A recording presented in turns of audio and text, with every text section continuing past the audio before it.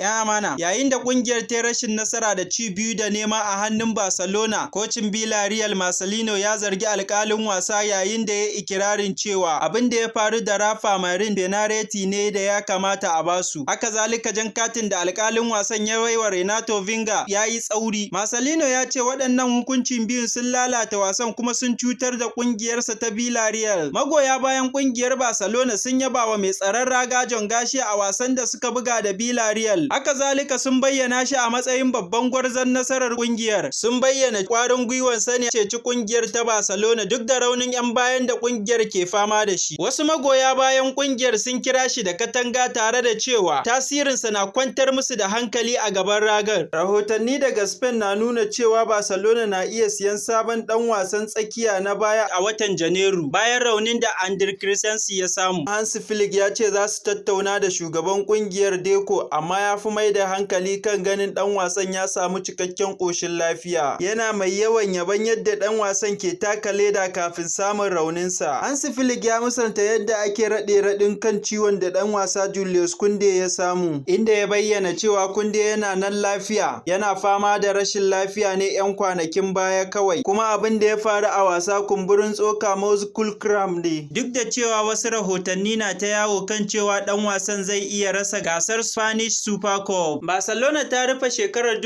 2025 da nasara kan Villarreal, inda take kan gaba a gasar La Liga da sauran kofuna uku. Flick ya danganta nasarar kungiyar da aiki tukuru a wajen atisaye, inda ya ce 'yan wasan na ba da gudunmawa 100% a koyaushe. Ya bayyana yadda yake alfahari da kungiyar, yana mai cewa magoya baya su yi alfahari saboda yadda 'yan wasan ke ba da dukkanin karfinsu na mintuna 90 don ganin sun faranta wa kungiyar tare da magoya bayanta rai a koda yaushe.